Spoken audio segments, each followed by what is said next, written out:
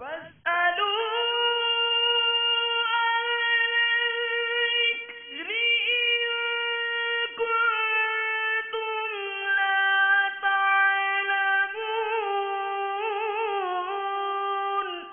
اے لوگو علم والوں سے پوچھو اگر تمہیں علم نہ ہو۔ الحمدللہ رب العالمین والصلاة والسلام علی سید الانبیاء والمرسلین، اما بعد فاعوذ باللہ من الشیطان الرجیم، بسم اللہ الرحمن الرحیم۔ الصلاة والسلام علیک یا رسول اللہ وعلی آلک واصحابک یا حبیب اللہ۔ الصلاة والسلام علیک یا نبی اللہ وعلی آلک واصحابک یا نور اللہ۔ میٹھے اسلامی بھائیوں اور مدنی چینل کے ناظرین، میرے شیخ طریقت امیر اہل سنت آفتاب قادریت مہتاب رضویت مؤلف فیضان سنت صاحب خوف و خشیت عاشق اعلی حضرت بانی دعوت اسلامی حضرت علامہ مولانا محمد الیاس صاحب عطار قادری رضوی ضیائی دامت برکاتہم العالیہ نیکی کی دعوت، اس کے باب نیکی کی دعوت کی فضیلت کی ابتدا درود پاک کی اس فضیلت سے فرماتے ہیں کہ حضرت سیدنا ابو المظفر محمد بن عبداللہ خیام سمرقندی علیہ رحمت اللہ القوی فرماتے ہیں کہ میں ایک روز راستہ بھول گیا، اچانک ایک صاحب نظر آئے اور انہوں نے کہا کہ میرے ساتھ آؤ۔ میں ان کے ساتھ ہو لیا۔ مجھے گمان ہوا کہ یہ حضرت سیدنا خضر علی نبینا علیہ الصلوۃ والسلام ہیں۔ میرے استفسار یعنی پوچھنے پر انہوں نے اپنا نام خضر ہی بتایا۔ ان کے ساتھ ایک اور بزرگ بھی تھے۔ میں نے ان کا نام دریافت کیا تو فرمایا کہ یہ الیاس اللہ کے نبی علی نبینا علیہ الصلوۃ والسلام ہیں۔ میں نے عرض کیا اللہ عز و جل آپ پر رحمت فرمائے کہ آپ دونوں حضرات نے سرور کائنات شہنشاہ موجودات محبوب رب الارض والسماوات احمد مجتبی محمد مصطفیٰ صلی اللہ تعالی علیہ وآلہ وسلم کی زیارت کی ہے؟ انہوں نے فرمایا کہ ہاں۔ میں نے عرض کی سرکار مدینہ صلی اللہ تعالی علیہ وسلم سے سنا ہوا کوئی ارشاد پاک سنائیے، کوئی بتائیے تاکہ میں آپ سے اسے روایت کر سکوں۔ انہوں نے فرمایا کہ ہم نے رسول خدا محمد مصطفیٰ احمد مجتبی صلی اللہ تعالی علیہ وآلہ وسلم کو یہ فرماتے سنا کہ جو شخص مجھ پر درود پاک پڑھے اس کا دل نفاق سے اس طرح پاک کیا جاتا ہے جس طرح پانی سے کپڑا پاک کیا جاتا ہے، نیز جو شخص صلی اللہ علی محمد پڑھتا ہے تو وہ اپنے اوپر رحمت کے 70 دروازے کھول لیتا ہے۔ ساقی حوض کوثر پہ لاکھوں سلام، دونوں عالم کے سرور پہ لاکھوں سلام، جن کا ابر کرم سب پہ سایہ فگن، ایسے پیارے پیغمبر پہ لاکھوں سلام، جس کی خوشبو سے طیبہ کی گلیاں بسیں، ایسے جسم معطر پہ لاکھوں سلام۔ صلو علی الحبیب صلی اللہ تعالی علی محمد صلی اللہ علیہ وسلم۔ تو الحمدللہ اسی فضیلت کو حاصل کرتے ہوئے ہمارے سلسلوں میں وقتاً فوقتاً مدنی چینل پر جب بھی آپ یہ سنتے ہیں کہ صلو علی الحبیب کی صدا لگتی ہے تو کیا پڑھا جاتا ہے؟ صلی اللہ علی محمد صلی اللہ علیہ وسلم۔ میں بھی درود پاک پڑھتا ہوں، آپ بھی ایک مرتبہ باواز بلند سب جہاں آپ اپنے گھروں کے اندر سب درود پاک پڑھیے، صلو علی الحبیب صلی اللہ تعالی علی محمد صلی اللہ علیہ وسلم۔ میٹھے میٹھے اسلامی بھائیوں، صلی اللہ علی محمد پڑھنے کی عادت بنائیے اور اپنے اوپر رحمتوں کے خوب خوب دروازے کھلوائیے۔ بیان کردہ روایت میں حضرات خضر و الیاس علیہم السلام کا ذکر خیر ہے۔ رحمتوں کے نزول اور برکتوں کے حصول کی امید پر ان حضرات کے بارے میں آئیے چند ایمان افروز معلومات امیر علیہ سنت کی کتاب میں تو نیکی کی دعوت سے آپ کو سنا رہا ہوں، اور امیر علیہ سنت یہاں تحریر فرماتے ہیں کہ دعوت اسلامی کے اشاعتی ادارے مکتبۃ المدینہ کی مطبوعہ 561 صفحات پر مشتمل کتاب ملفوظات اعلی حضرت سے 2 عرض و ارشاد پیش کرتا ہوں، سنیے اور ایمان تازہ کیجیے۔ چنانچہ اعلی حضرت رحمت اللہ تعالی علیہ سے یہ عرض کی گئی کہ حضرت خضر علیہ الصلوۃ والسلام نبی ہیں یا نہیں؟ تو آپ نے ارشاد فرمایا کہ جمہور یعنی اکثر کا مذہب یہی ہے اور صحیح بھی یہی ہے کہ وہ نبی ہیں اور وہ زندہ ہیں۔ اچھا، اس طرح یہ بھی پوچھا گیا کہ حضور ان چاروں نبیوں پر موت طاری ہوگی؟ تو ارشاد فرمایا کہ ضرور ہوگی، جیسا کہ آیت میں ہے کہ کل نفس ذائقۃ الموت اور کل من علیہا فان۔ تو فرشتے خوش ہوئے کہ ہم بچے، کہ ہم زمین پر نہیں۔ جب دوسری آیت کل نفس ذائقۃ الموت کہ ہر جان کو موت چکھنی ہے، ملائکہ نے یہ سنا تو کہا اب ہم بھی گئے مگر کیسے کہ انبیاء کو بھی اجل آنی ہے، مگر ایسی کہ فقط آنی ہے، اس کے بعد ان کی حیات مثل سابق وہی جسمانی ہے۔ حدیث پاک میں کہ الانبیاء احیاء ہم فی قبورہم یصلون، کہ انبیاء کرام اپنی قبروں میں حیات ہیں اور وہ اپنی قبروں میں نماز بھی ادا کرتے ہیں۔ تو الحمدللہ عز و جل ہمارا یہ سلسلہ آج ہم نے اس درود پاک کی فضیلت سے شروع کیا۔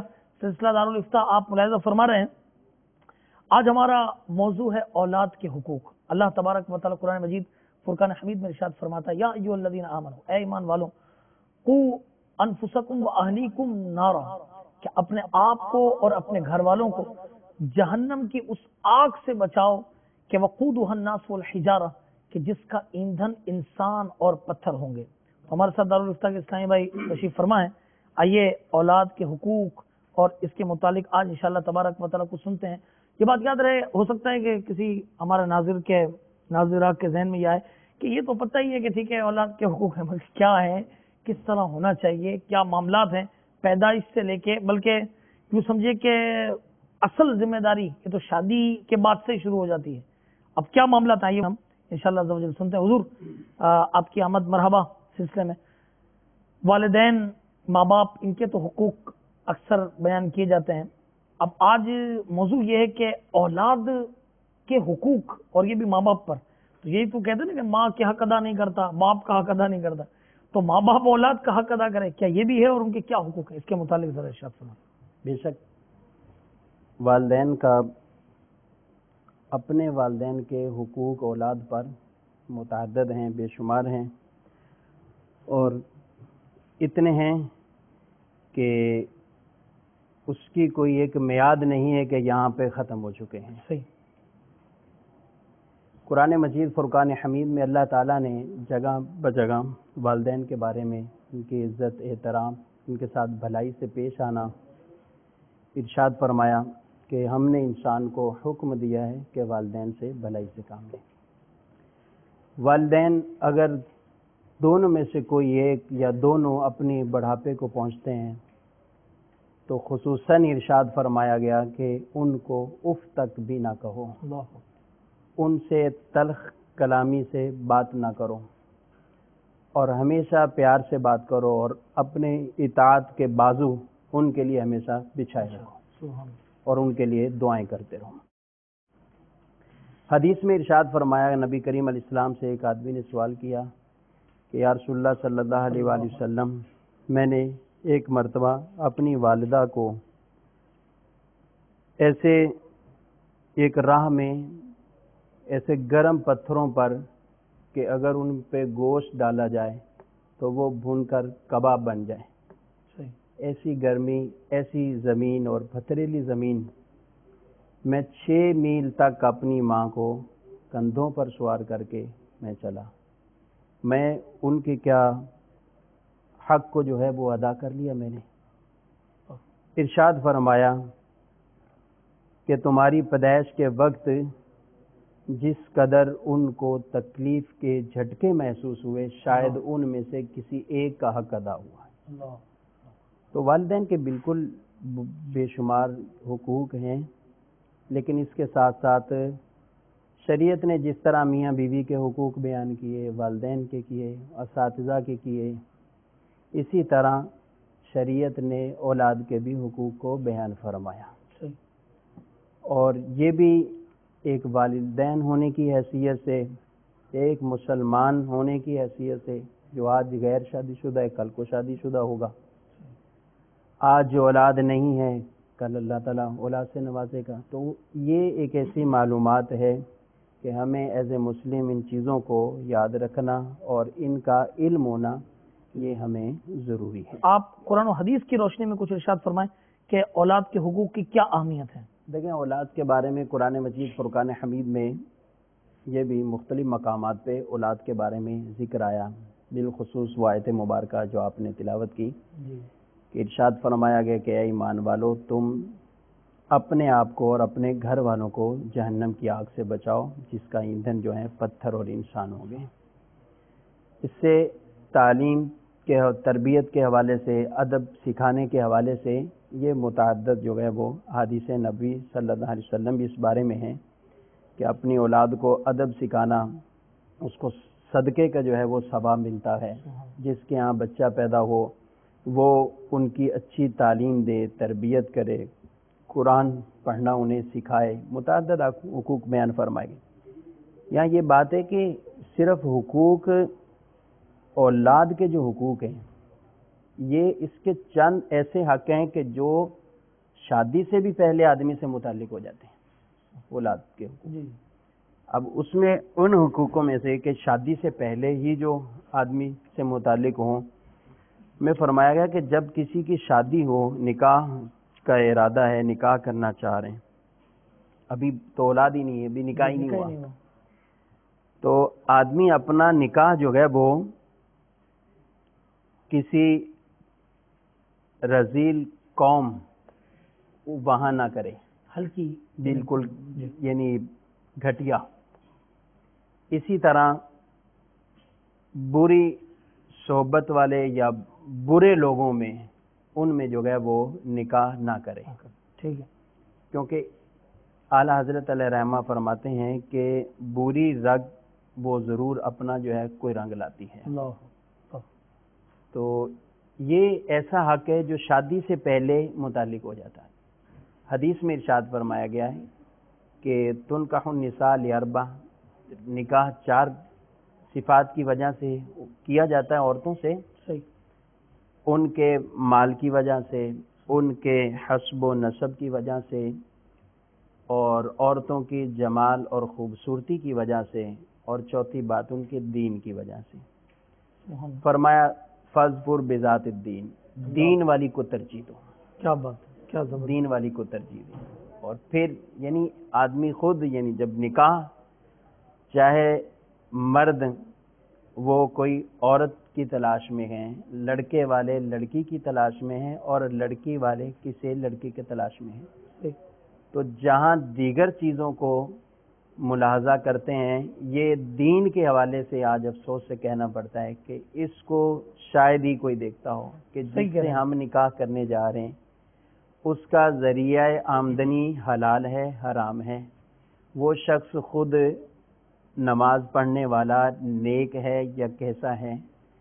دیگر چیزیں جو ہے وہ دیکھی جاتی ہیں، گاڑی ہے، بنگلہ ہے، عالی شان مکانات ہیں اور یہ چیزیں ہیں، لیکن ہر سکون ان چیزوں میں نہیں ہے. گھر کے تمام سکون انہی چیزوں میں نہیں ہے.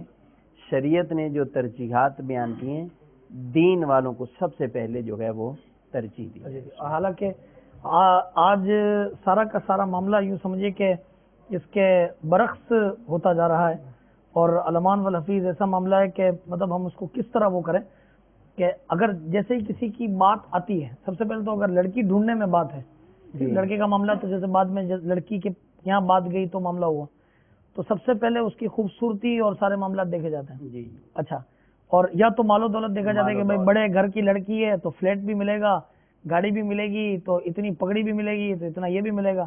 یعنی وہ ایک قوم میں کہا جاتا ہے کہ یعنی اس کی اتنی پگڑی بھری گئی کہ 50 لاکھ بھری گئی، کہ 30 لاکھ بھری گئی، کہ 40 لاکھ بھری گئی.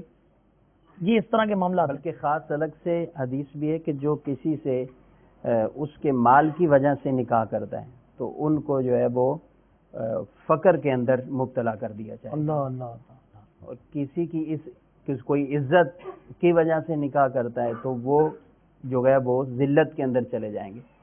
اور کوئی اس لیے کرتا ہے کہ اس نکاح کے معاملے سے پاک دامنی حاصل کرے، سبحان اللہ، تو حدیث میں فرمایا گیا ہے کہ اس عورت کے لیے مرد میں اور مرد کے لیے عورت میں اللہ برکت رکھے. سبحان اللہ. واقعی یہ دیکھا گیا ہے کہ جن کا مطمع نظر دین یا اچھا ماحول ہوتا ہے، اللہ تبارک و تعالیٰ واقعی انہیں برکت عطا فرماتا ہے. اس طرح جب بات لڑکوں کی آتی ہے تو آپ یوں سمجھیے کہ جب بات چلے گئی لڑکی کے یہاں پہ، سب سے پہلے پوچھا جاتا ہے، وہ ہماری میمیاں بولتے ہیں کہ جی پگار کتنی ہے، اس کا کماتا کتنا ہے، اماؤنٹ کیا ہے، کہ ہاں اس دور کے حساب سے اگر 25-30 ہزار روپے کما لیتا ہے تو ٹھیک ہے وہ رکھ سکے گا. اور جس کا جتنا ہائی پروفائل، کہ جس کا 50 ہزار خود اس کے گھر کا خرچہ لاکھ روپیہ ہو تو وہ تو بولے گا میں اپنی بچی کو 50 ہزار کمانے والے کو کیسے دے دوں. وہ تو یہاں پہ بات کرتی ہے، اس کی خواہش پوری کر دی جاتی ہے.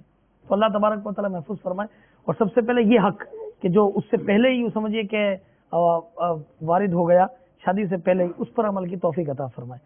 اچھا اب حضرت یہ شادی ہو گئی، اب شادی کے بعد کا کچھ معاملہ اور اولاد کی پیدائش کے فوراً بعد کے کچھ حقوق، اگر یہ ارشاد فرمائیں اس کے بارے میں۔ جی، شادی کے نکاح ہوا اور نکاح کے بعد اب کچھ ایسے احکام ہیں کہ جو میاں بیوی کو بالخصوص جو ہے وہ یہ سیکھنے ہیں، جو ایک خاص اور مخصوص قسم کے حقوق ہیں۔ دارالفتہ سے رہنمائی لی جائے، فون کے ذریعے پوچھ لیے جائیں یا دارالفتہ میں آ کر پوچھ لیے جائیں، تاکہ وہ جو خاص معاملات ہیں ان میں کہیں ایسے غیر شرعی معاملات کے اندر مبتلا نہ ہو جائے، نہ پڑ جائے۔ اولاد کا سلسلہ ہو، اولاد میں یہ ہے کہ جب بیٹا ہو یا بیٹی تو اس نعمت خداوندی پر شکر بجا لائے اور خوش ہو، اس پر شکر بجا لانا ہے، خوش ہونا ہے۔ عموماً جیسے بیٹے پہ تو خوش ہوئے لیکن بیٹی پر جو ہے وہ ناراضگی کا اظہار ہے، غم، افسوس، یہ مسلمان کا طریقہ شعار نہیں، یہ کافروں کا قرآن میں بیان فرمایا گیا ہے کہ ان کا یہ انداز کہ جب انہیں کوئی بیٹیوں کی جو ہے وہ بشارت دی جاتی تو چہرے کالے پڑ جاتے ہیں ان کے۔ مسلمان کا یہ نہیں ہونا چاہیے، چاہے بیٹا ہو بیٹی ہو، اور اس پر اللہ کا شکر بجا لائیں۔ پیدائش ہوئی، پیدائش ہوتے ہی بچے کو جو ہے وہ اس کے کان میں اذان دینا۔ اذان مولوی صاحب سے دلانی پڑتی ہے، خود بھی دے سکتے ہیں، یعنی امام صاحب سے مولوی صاحب سے دلائیں یا خود بھی دے سکتے ہیں؟ اذان بالکل خود بھی دے سکتے ہیں، اور آپ صحیح توجہ دلا رہے ہیں، کئی ایسے ہیں تلاش کرتے رہتے ہیں ان کو کوئی ملتا ہی نہیں ہے، اب ملتا ہی نہیں ہے۔ ایسے سے بھی ہیں کہ بسا اوقات پتہ چلتا ہے کہ وہ 7 دن بعد آ رہے ہیں کہ اذان دینے کے لیے کسی کو، 7 دن گزر گئے۔ تو اذان خود یاد کرنی چاہیے، نہیں یاد تو یاد کرنی چاہیے، اور عموماً یاد ہوتی ہے، لیکن اگر یہ سمجھا ہوا ہے کہ صرف کوئی مولانا دیں گے، مسجد کے امام دیں گے، کوئی حافظ صاحب دیں گے، تو یہ کوئی ضروری نہیں ہے۔ آپ خود بھی جو ہے وہ دروشی پڑھیں، اذان دیں، دائیں کان میں اذان اور بائیں کے اندر جو ہے وہ اقامت کہیں۔ اب اس کے لیے بہار شیخ میں فرمایا گیا کہ مستحب ہے کہ 4 مرتبہ اذان دی جائے اور 3 بار اقامت پڑھی جائے۔ اذان بھی، اور اس کے ساتھ ہی جو ہے وہ، کیونکہ اذان کا فائدہ یہ ہے کہ ام صبیان مرگی کی جو بیماری ہے اس سے محفوظ ہوگا بچہ، شیطان اس بچے سے جو ہے وہ دور بھاگے گا، کہ جہاں اذان ہوتی ہے وہاں سے شیطان جو ہے وہ دور جاتا ہے۔ کوئی بھی میٹھی چیز، وہ تحنیک جسے گٹی دینا کہا جاتا ہے، وہ بچے کو کھلائی جائے، چاہے کھجور ہے یا کوئی سخت ہے تو اپنے منہ میں چبا کر نرم کر کے، یہ شہد ہے وہ شہد چٹا دیا جائے، کوئی بھی میٹھی چیز۔ اور بہتر ہے کہ کسی بزرگ کے ہاتھوں سے یا بزرگ کی ملی ہوئی کوئی ایسی تبرک کی چیز وہ بچے کو کھلائی پلائی جائے، اس طرح جو ابتداءً سب سے پہلے کہ حدیث مبارکہ میں نبی کریم علیہ السلام کی بارگاہ میں صحابہ کرام اپنے بچوں کو لے کے آیا کرتے تھے، اور حضور علیہ السلام اپنے مبارک منہ مبارک میں آپ کھجور کو نرم کرتے، چباتے اور اس کے کچھ حصے کو بچے کے منہ میں ڈالتے۔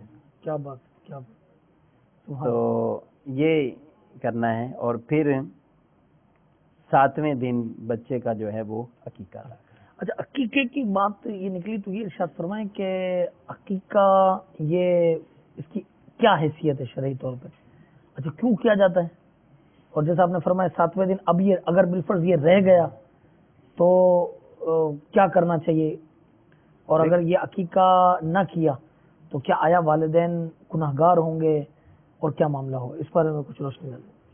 دیکھیں، عقیقہ بچے کے جو ہے وہ شکرانے کے طور پہ ایک جانور کو ذبح کیا جاتا ہے، ٹھیک، اور اس کا چونکہ حدیث مبارکہ میں عقیقے کا حکم ہے، اس لیے عقیقہ کیا جاتا ہے۔ خود نبی کریم علیہ الصلوۃ والسلام نے حسنین کریمین ان کا جو ہے وہ عقیقہ فرمایا، تو حدیث میں اس کا، اور پھر یہ ارشاد فرمایا گیا کہ بچہ جو ہے وہ گروی ہے عقیقے میں، اللہ عقیقے میں، اور بچے کا نشو نما پانا، اس کا پھولنا پھلنا، یہ فرمایا گیا ہے اس کے ساتھ، عقیقے کے ساتھ ہے. سبحان. تو اس لیے یہ 7ویں دن یہ سنت پر عمل کیا جائے اور اس عقیقے کی جو ہے وہ سنت کو ادا کیا جائے. اب والدین میں جہاں تک آپ نے فرمایا کہ گناہ گار ہوں گے یا نہیں ہوں گے، تو یہ سنت مستحبہ ہے. ٹھیک ہے. اس کے ترک پر گناہ نہیں ہے، یعنی یہ فرض یا واجب والا معاملہ نہیں ہے کہ جس پر آدمی گناہ گار ٹھہرے. البتہ سنت مستحبہ ہے، اس سے جو ہے وہ کرنا چاہیے. استطاعت ہے تو ضرور کریں. جن کے پاس استطاعت نہیں ہے ایک الگ بات ہے، ان کو ایسے احکام نہیں ہے کہ وہ اپنے اوپر قرضوں کے بوجھ جیسے ڈال لیں. اور پھر یہ بھی یاد رہیں عقیقے کے لیے کوئی باقاعدہ بڑی بڑی دعوتوں کا اہتمام کرنا، بڑے بڑے ہال بک کرا لینا، لوگوں کو پورے اتنے لوگوں کو بلا لینا، یہ کوئی حاجتیں نہیں ہے اس بارے میں. شریعت نے جو یہ فرمایا ہے، بیٹا ہو تو اس کی طرف سے 2 جانور، 2 بکرے، اور بیٹی ہو تو اس کی طرف سے 1. یہ عقیقے کا. اور جانور کے اندر تمام تر وہ شرائط پایا جانا کہ جو قربانی کے جانور میں جس طرح قربانی کی جاتی، ان جانور کے اندر جو شرائط ہیں ان کا خیال رکھنا عقیقے کے اندر ضروری. اور 7ویں دن یہ عقیقہ کیا جائے گا. اب کسی کے پاس اگر استطاعت ہے، بالفرض استطاعت بھی ہے، اس کے باوجود بھی وہ عقیقہ نہیں کر رہا، تو پھر بھی ہم اس کو گناہ گار نہیں کہیں گے. لیکن ایک سنت مستحبہ عمل ہے، اس پر اس کو ترک کیا. ہاں، ایک وعید ہے اس بارے میں کہ روایت میں فرمایا گیا کہ اگر کوئی استطاعت ہونے کے باوجود عقیقہ نہیں کرتا اور وہ بچہ فوت ہو جاتا ہے، تو اب یہ اپنے والدین کی شفاعت نہیں کرے گا. شفاعت سے جو ہے وہ محروم ہو جائیں گے. تو ایک ثواب سے محروم ہو رہے ہیں، شفاعت سے محروم ہو رہے ہیں. یعنی اس صورت میں جب استطاعت ہے، سب کچھ ہے، اور بغیر کسی وجہ کے جو ہے وہ عقیقے کو چھوڑ رہے ہیں. لیکن البتہ ہم پھر بھی ان کو جو ہے وہ گناہ گار نہیں کہیں گے. اچھا، تو 7ویں دن نہ کر سکا تو کیا بعد میں کر سکتے ہیں؟ جی ہاں، عقیقے کے لیے بہتر تو یہ کہ 7ویں دن عقیقہ کر لیا جائے. 7ویں دن اگر نہیں کیا تو 14ویں دن کر لیں. 14ویں دن نہیں کیا تو 21ویں دن کر لیں. اور اگر 21ویں دن بھی نہیں کیا تو کسی بھی ٹائم پہ جو ہے وہ کیا جا سکتا ہے. اکثر لوگ قربانی کے وقت میں کر لیتے ہیں. جی ہاں، قربانی کے ٹائم پہ بھی کیا جاتا ہے. اور البتہ یہ ہے کہ اس کا یہ خیال رکھ لیا جائے کہ 7واں دن آئے تو یہ اچھا ہے، بہتر ہے. اب اس کو یاد رکھنے کے لیے صدر الشریعہ علیہ رحمہ نے فرمایا کہ جس طرح جمعہ کو ولادت ہوئی، تو جب بھی زندگی میں آپ جمعرات کو عقیقہ کریں گے تو وہ اس کا 7واں دن ایک طرح کا آ جائے گا. اتوار ہوا تو ہفتے کا، پیر ہوا تو اتوار. تو جو ولادت کا دن ہے وہ یاد رکھیں اور اس سے ایک دن پہلے عقیقے کا یہ عمل بجا لیں تو وہ 7واں دن کی جو ہے وہ. لیکن ظاہر قربانی پہ لوگ متعدد افراد جو ہیں وہ عقیقے کرتے ہیں، تو اب ہر ایک کا وہ دن ضروری نہیں ہے. وہ پتہ چلے عید کے 3 دن آئے نا اس کے اندر. جی، تو عقیقہ ہو جائے گا بہرحال. کوئی اس میں کر لے یا اس کا خاص طور پر کسی اور دن کر لیا اس نے، تو عقیقہ پھر بھی اس کا ہو جائے گا.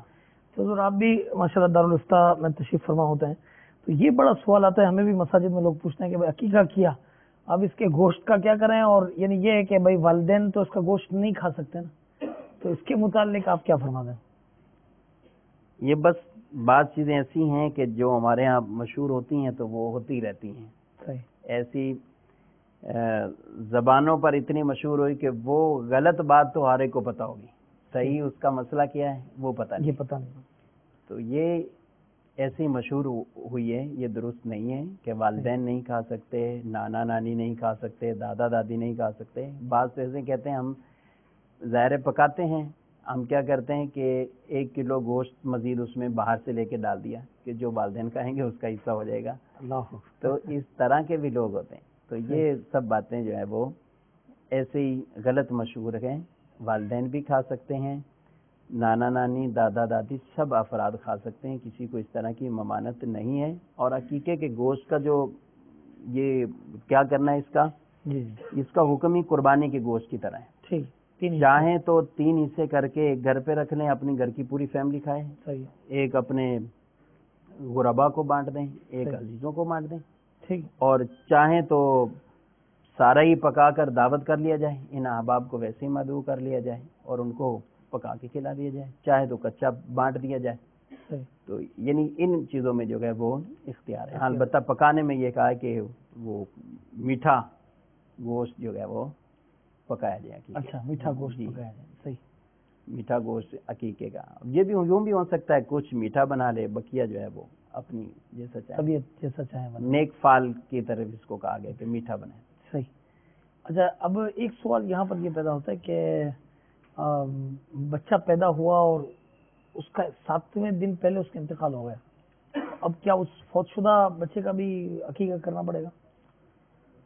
دیکھیں، جو فوت ہو گیا اس کا عقیقہ اب جو ہے وہ نہیں، جو فوت ہو گیا. اب یہاں یہ بات ہے کہ جنہوں نے عقیقہ نہیں کیا ان کو شفاعت ملے گی کہ نہیں ملے گی؟ یہ اس کے بارے میں کہ عقیقہ انہوں نے نہیں کیا، بچہ فوت ہو گیا. صحیح. تو اس بارے میں یہی فرمایا گیا کہ اگر وہ 7واں دن آنے سے پہلے ہی جو ہے وہ فوت ہو جائے تو اب ایسا معاملہ نہیں ہے کہ وہ شفاعت سے محروم ہو جائیں، ایسا نہیں. ہاں، عقیقے کا وہ ایام پالیے اور استطاعت بھی موجود ہیں، سب چیزیں ہیں. تو اب ایسے والدین جو ہیں وہ شفاعت سے، اس بچے کی شفاعت سے محروم رہیں گے. کئی سوچ رہے ہوں گے کہ ابھی تک نہیں کیا، ابھی بھی کر سکتے ہیں. اب جیسے کہ کئی ناظرین ہیں کہ جوان ہو گئے ہیں تو بھی کر سکتے ہیں، تو بھی کر سکتے ہیں، بلکہ خود اپنا بھی کر سکتے ہیں. نہیں ہو تو اپنا بھی کر لیں. پوچھ لے اولادی، بیٹا ہی پوچھ لے اپنے والدین سے کہ نہیں کیا تو وہ خود اپنا ہی کر لیں. کہ خود سرکار صلی اللہ علیہ وسلم کہہ کے اعلان نبوت کے بعد اپنا عقیقہ فرمائے. اللہ اکبر. یہ روایت میں موجود ہے اس بارے. اچھا، یہ یعنی جوان بھی ہو، بوڑھا بھی ہو، عقیقہ اس کا ہو سکتا ہے، شرط کہ حیات ہے. صحیح. جزاک اللہ فی الدار. اچھا حضرت، یہ آپ مدنی چینل کے ناظرین بھی غور کر رہے ہوں گے کہ یہ دیکھیے ایک صرف حق ہے عقیقہ، اس کے متعلق کتنی یہ تفصیل ہے، اور حضرت کے ہاتھ میں وہ رسالہ بھی ہے عقیقے کے بارے میں سوال جواب. تو اس کے اب ضرور پڑھیے تاکہ انشاءاللہ تبارک و تعالی مزید آپ اس کے بارے میں معلومات حاصل کر سکیں. یہ دعوت اسلامی کی ویب سائٹ پر بھی رسالہ آپ کو مل جائے گا. مزید کچھ حقوق اگر یہ ارشاد فرمائیں، کیا اس کے حق ہیں؟ جی، بچوں کے ہم نے کہ عقیقے تک ہوا، اس کے بعد یعنی 7ویں دن یہ جو عمل کرنے ہیں کہ عقیقہ کرنا ہے، بچے کا سر مونڈنا ہے، اس کے برابر کئی لوگ اس بالوں کو ویسے ہی محفوظ کر کے رکھ لیتے ہیں. جو پہلی مرتبہ حلق کے ذریعے گنج کرتے ہیں اور بال آتے ہیں تو اس کو وہ رکھ لیتے ہیں. بہرحال بالوں کا تو یہی حکم ہے کہ ان کو دفن کر دیا جائے، اور ان بالوں کے وزن کے برابر چاندی صدقہ کی جائے. جتنے وزن چاہے اندازے سے کر لیں، زیادہ کرنا چاہیں تو زیادہ بھی کر لیں، پورا وزن ہی کرنا چاہتے ہیں تو ٹھیک ہے پورا وزن. میں آپ کو ایک بات بتاؤں، کچھ دنوں قبل ایک بچہ میرے پاس آیا نا، جس کے والد صاحب لے کر آئے، تو بچہ بے حد رو رہا تھا، اور کچھ عرصہ یعنی تقریباً 1.5-2 مہینے کا وہ بچہ ہے، اور اس کے سر پہ مجھے نظر آیا کہ کچھ یعنی بال بڑے ہونے کی صورت میں وہ معاملات تھے. تو کہا کہ بھائی وہ ہمارے گھر میں سے کسی نے پہلے یہ منت کی ہوئی تھی کہ جب تک بچہ 11 ماہ کا نہ ہو جائے یا 12 ماہ کا نہ ہو جائے اس وقت تک بال نہیں اتارنا ہے. اب بعض بچوں کے بال گروتھ اچھی ہوتی ہے تو بہت بڑے ہو جاتے ہیں، تو اس صورت میں کیا یعنی اس طرح کی منت اور پھر سارے معاملات؟ یہ بعض ایسی غیر شرعی منتیں مانتے ہیں. یہ تو بچے کے 11 ماہ کی کہ انہوں نے 11 ماہ تک کی رکھا ہے. صحیح. ورنہ تو بعض مخصوص ایسے مان لیتے کہ یہ چٹیاں تو کاٹیں گے ہی نہیں اس کی. جوان ایسے دیکھے ہیں ہم نے کہ پورے جوان ہو گئے اور وہ چٹیاں باندھی ہوئی کہ ہم نے منت مانی ہے. لڑکوں کو بالیاں پہنا دیتے ہیں، کیوں جی یہ ہم نے منت مانی ہے. جی یہ اکثر ہوتا ہے. یہ تو اس طرح کی جو ہے وہ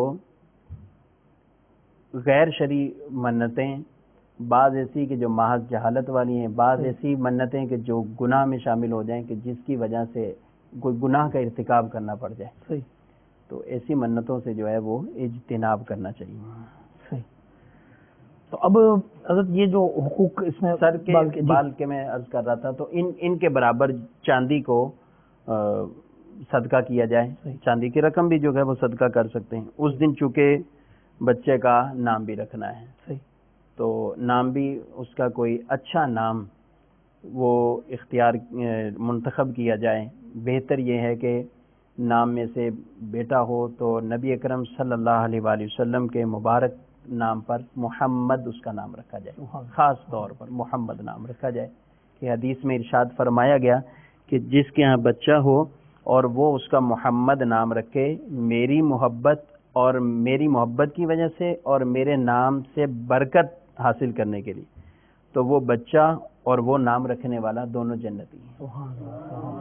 کیسی زبردست آپ نے فضیلت سنا ہے، مگر حضرت یہ بھی فرمایا گیا کہ تمہیں کیا ہے تمہارے گھر میں ایک محمد، دو محمد، تین۔ بس یہی میرا سوال تھا کہ اب معاملہ یہ بنتا ہے کہ سب سے پہلے تو آتے ہیں اور کہتے ہیں کہ حضرت کوئی یونیک نام بتائیے، جی، یعنی یونیک کہ جس نے آج تک ایسا نہ رکھا ہو، تو اس یونیک نام کے اوپر بھی فرمائیے، ارشاد فرمائیے۔ اچھا، دوسرے ایسے نام کہ وہ جس کے معنی اور مطلب بھی خود نکال لیتے ہیں اور یا پتہ نہیں کسی سے پوچھ لیتے ہیں۔ اچھا، بعض ایسے آتے ہیں کہ بھائی وہ آپ یہ تاریخ ہے، یہ وقت ہے، اب اس پر کیا نام بنے گا، تو اس حوالے سے مطلب وہ نام کی تو نام کیسا رکھا جائے اور یہ کیا معاملہ ہو؟ نام اس طرح کا تصور کہ بالکل یونیک نام رکھیں اور اس میں چاہے اس کا کوئی معنی بنتا ہو نہ بنتا ہو، یا معاذ اللہ کئی ایسے جو فاسق لوگوں کے، فنکاروں پہ، کوئی ایسے کھلاڑیوں کے، کوئی پتہ نہیں کیسے کیسے نام، اب وہ نام ہی اگر ان کے معنی غلط بنتے ہوں، بس وہ کوئی نہ کوئی اپنا آئیڈیل ایسا بنایا ہوا اس کے نام پہ بچوں کے نام رکھ دیے، تو یہ طریقہ کار درست نہیں۔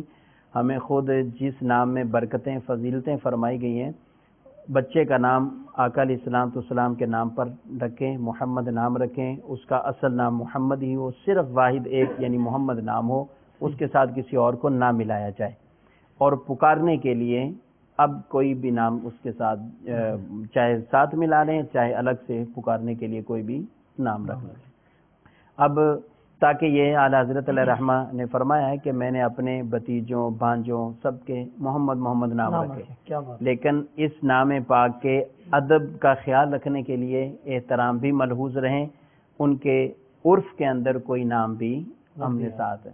اب جیسے محمد نام رکھ دیا رضا پکارنے کے لیے، احمد رضا پکارنے کے لیے، حذیفہ، حنزلہ، حمزہ، یہ وہ صحابہ کرام علیہ مردوان کے نام، ان کے ناموں کو جو ہے وہ ساتھ کریں۔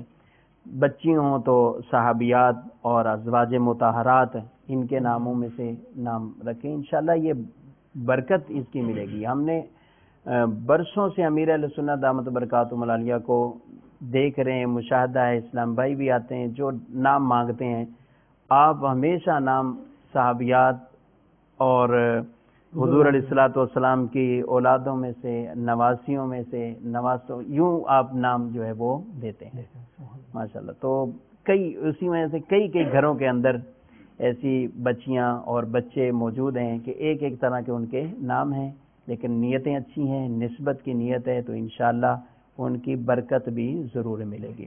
بہرحال اگر کسی نے غلط نام رکھا یا ایسا رکھا جس کا معنی نہیں ہے یا معنی ہے اور وہ غلط بن رہے ہیں، تو ایسوں کو چاہیے کہ وہ ضرور اس بارے میں رہنمائی حاصل کر کے ان ناموں کو تبدیل کریں، کہ حدیث میں ایسے ناموں کو بھی تبدیل کیا گیا جن کے معنی درست نہیں تھے، آقا علیہ السلام نے خود ان ناموں کو تبدیل کر کے ان کی جگہ کوئی اور نام عطا فرمایا ہے۔ ایک اور بھی عرض کرتا چلوں آپ معذرت سے کہ بسا اوقات ناموں کے حوالے سے قرآن ایک تصور ہے، قرآن سے بالکل، اب یہ عجیب و غریب حساب کتاب بن جاتا ہے کہ تاریخ لکھ لی، دن لکھ لیا، حروف ابجد کے ذریعے آپ نے ہند سے بھی لکھ لی اور سب پہنچ گئے، اتنے صفحے کی اتنی سطر پہ جا کے آپ نے نام تلاش کرنا ہے، یہ عجیب حالت۔ ایک قرآن پاک کا مطبوعہ 20 سطروں کا ہے، ایک قرآن پاک کا مطبوعہ ہمارے پاس 15 سطروں کا، ایک کا 10 کا ہے۔ اب بتائیے آپ نے 10 والے سے نکالا، لفظ کوئی اور نکلا، ادھر سے نکالا کچھ اور نکلا، ادھر سے نکالا کچھ اور نکلا۔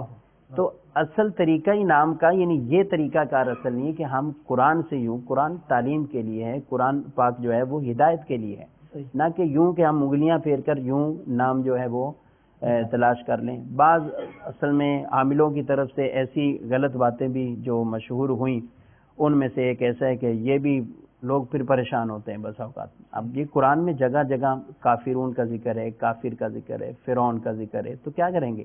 اگر بالفرض وہاں پہنچتے پہنچتے انگلی وہیں آ گئی تو کیا کریں گے؟ تو جہاں مسلمانوں کے ذکر موجود ہیں، کافروں کے بھی ہیں، ان کے نام بھی ہیں، شیطان جگہ جگہ ہے اس لفظ ہے۔ تو اب یہ تصور ہی ختم ہے. تو یہ اصل کیا وجہ ہے؟ اب ہم یہ نہیں کہیں گے کہ قرآن سے ہم نے نام نکالا تھا پھر اس کی وجہ ہمارے اوپر تو یہ معاملہ ہوا. نہیں، ہم نے تعلیم چھوڑی کہ دین کی تعلیم کیا تھی نام کے حوالے سے، وہ یہ تھی کہ اچھوں کے ناموں پر نام کو انتخاب کیا جائے. صحیح فرمایا. اچھا صاحب، یہاں پر ایک بات یہ سوال ہے کہ آپ نے ارشاد فرمایا کہ بالوں کو یعنی یہ اتروا کر اس کی برابر چاندی صدقہ کریں، اگر صدقہ نہ کی تو اس کے بارے میں کیا فرمایا؟ کوئی مطلب گناہگار نہیں ہوگا، گناہگار نہیں. بہتر ہے کہ ان کو چاندی کو جو ہے وہ یہ صدقہ کرے. اس کے بعد یہ نفلی صدقہ ایک طرح کا، ٹھیک ہے. یہ نفلی صدقہ جو بھی ہے وہ مسجد میں بھی دیا جا سکتا ہے، مدرسے میں بھی دیا جا سکتا ہے، امیر غریب سب کو دیا جا سکتا ہے. البتہ بہتر ہے کہ غربا میں ہی تقسیم جو ہے وہ کیا جائے. یہ چلا دیجیے کالز، جی چلا دیجیے انشاءاللہ. دل جوئی کی نیت سے، اچھی نیت سے آپ کی کالز چلاتے ہیں. جی السلام علیکم ورحمۃ اللہ وبرکاتہ. وعلیکم السلام ورحمۃ اللہ وبرکاتہ. میرا یہ سوال ہے کہ اگر کسی کو یہ پتہ ہی نہیں کہ میرا حقیقہ ہوا ہے یا نہیں، میری عمر تقریباً اس وقت 55-56 سال ہے. شیخ محمد طارق اطاری بول رہا ہوں لاہور سے. تو میری عمر اس وقت 55-56 سال ہے. مجھے نہیں علم کہ میرے ماں باپ نے میرا حقیقہ کیا یا نہیں کیا، وہ تو گزر گئے ہیں. تو اگر میں اب چاہوں تو کر سکتا ہوں؟ اس کے بارے میں رہنمائی فرمائے. جی حضرت، ماں باپ انتقال کر چکے ہیں تو کیا کر سکتے ہیں؟ حقیقہ آپ کیا کریں؟ اگر ان کو نہیں پتا کہ حقیقہ ان کا ہوا ہے کہ نہیں ہوا تو پھر بھی کر سکتے ہیں، کوئی مذاکرہ نہیں. کر لیں، آپ کر لیجیے، حقیقہ کر لیں. اچھا، اس کے علاوہ دوسرا سوال سنائیے.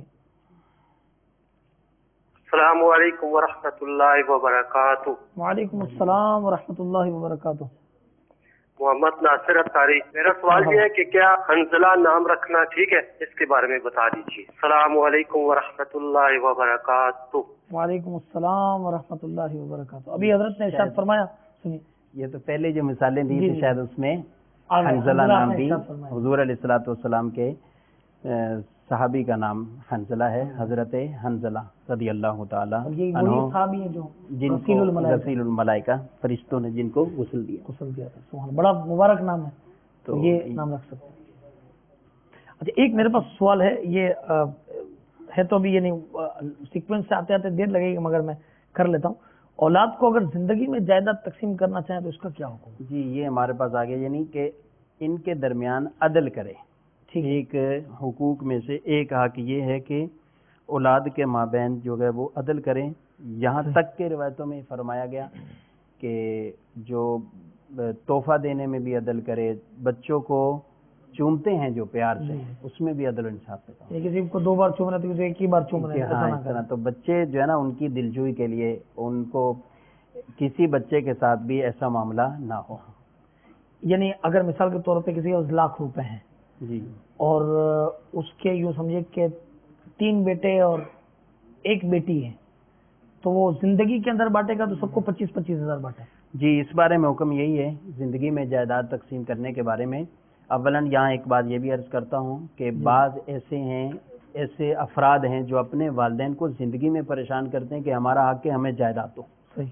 وہ والدین سے لڑتے ہیں، جھگڑتے ہیں. حضرت ہوا ابھی پچھلے دنوں کتنا سخت واقعہ ہوا ہے امان والحفیظ کہ وہ پتہ چلا کہ باپ کو پتہ نہیں کس سے مارا گیا، کیا گیا، بس صرف اسی کے لیے کہ جائیداد ہمیں مل جائے. اللہ اکبر. تو کئی اس طرح کے روتے ہیں، آگے ہمارے پاس دارالافتاء میں بھی آتے ہیں اور آ کے روتے ہیں کہ ہمارے بچے ہمیں مار کر، گالیاں دے کر، برا بھلا کہہ کر کہتے ہیں ہمارا حق دو بس آپ جو بولیں.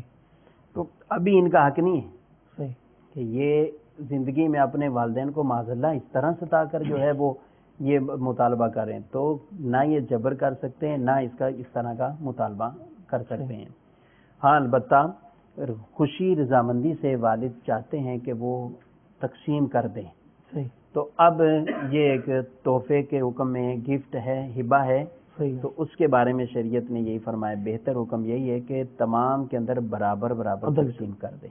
یعنی بیٹے کو بھی اتنا دے، بیٹی کو بھی اتنا دے. ان سب کو جو تقسیم مرنے کے بعد کی ہے کہ بیٹے کو دگنا ملے گا، بیٹی کو اس سے نصف ملے گا، آدھا ملے گا، ایسا نہ کریں بلکہ برابر ان کو تقسیم کر دیں. ہاں یہ ضرور ہے کسی میں دینی فضیلت اگر پائی جاتی ہے اور اس دینی فضیلت کے پیش نظر والد چاہتا ہے کہ اس کو زیادہ دیں. اولاد میں سے ایک عالم ہے، وہ چاہتا ہے اس کو زیادہ دے دے، تو یہ دینی فضیلت کے پیش نظر وہ زیادہ دینا جائز ہے۔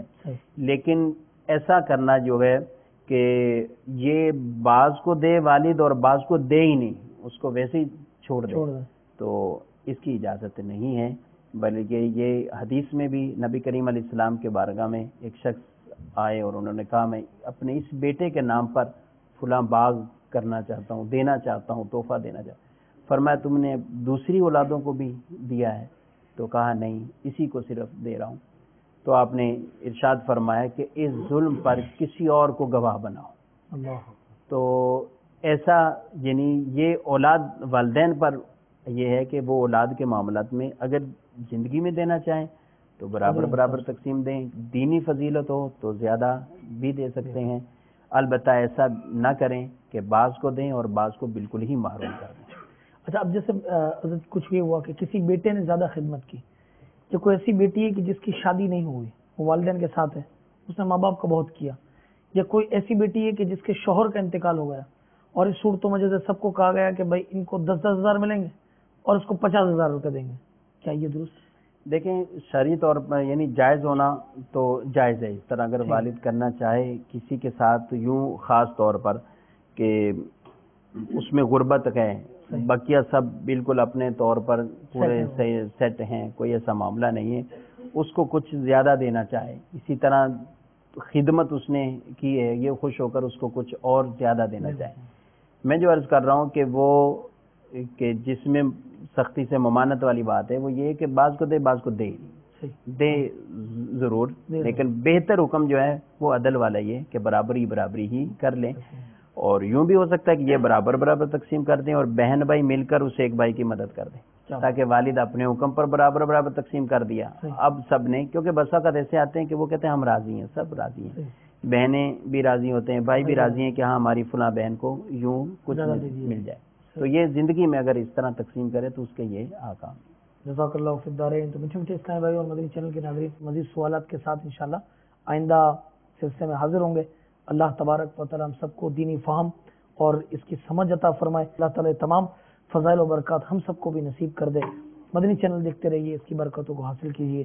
صلو علی الحبیب صلی اللہ تعالی علی محمد صلی اللہ علیہ وسلم۔